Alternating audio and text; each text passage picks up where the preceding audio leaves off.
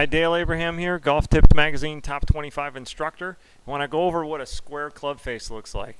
If you can get the club face square, it really requires no manipulation on the downswing to get it back to square at impact. So what the key we're looking for is at the top of the swing, we want to see the club face, the leading edge here, right here, match the left forearm. At this point right there, we want it somewhat close to the spine angle, and we can see here, there's the angle to the club face, there's the angle to the spine, pretty close right there.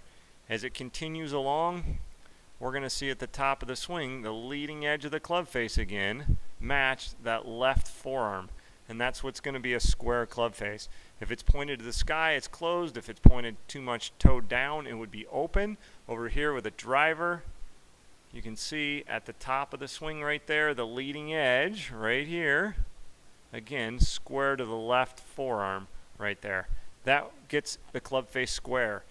If it's open, you've got to roll the hands, early release, cast to get it back to square. It's a very difficult position to play from because it requires a lot of hand timing. If it's closed, it's a little easier. So if you're going to err, I'd probably prefer to err on the closed side, because if you can open up with it closed, you can hang on to it and still hit pretty powerful shots.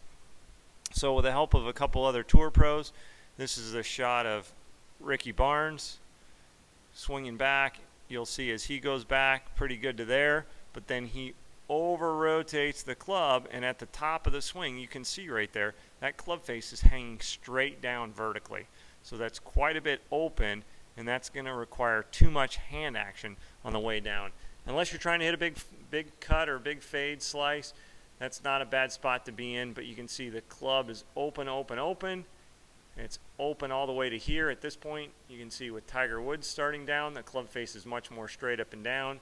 Ricky's is pointing well back behind him, and that really requires a lot from here of hand action to square it up. And you can see a lot of rolling over the arms right there. With Tiger, his club face is more straight down the line. Ricky's, instead of straight down the line, is pointed way over here. So he's had a lot of hand action, and that just makes it harder to be consistent. Typically going through right here, we want to see the face and the shaft form one straight line. Here we can see there's the shaft. The face has gone over quite a bit past that. So again, shows you how much hand action you have to have. If we take the other extreme, somebody like Dustin Johnson, who tends to get the face very closed, he's going to have to hang on to it.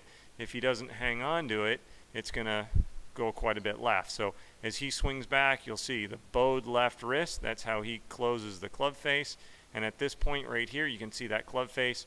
It's almost like a tray. You could set a champagne glass on it. That club face is straight horizontal right there. And that's not parallel to the left forearm. So his club face is closed. When your club face is closed, typically it's a very powerful position, but you really have to open up with the hips to hold onto the club face. And you can see how open he can get with his hips. So that's a great way to hold it off. He's also holding it with his right arm, so he doesn't release it right there. And then he starts to release it late, where you can see his club face hasn't turned over like Ricky's did. And it's less turned over than Tiger's is right here. Tiger's is turned over more, but that's again to prevent him from hooking it, and he's going to hold on to it a little bit. So club face to the sky is closed. Club face hanging down where the toe hangs down is open. We want it on about a 45-degree angle at the top of the backswing. Again, showing Tiger right here with both the driver and the iron. About a 45-degree, requires the least amount of manipulation in the downswing.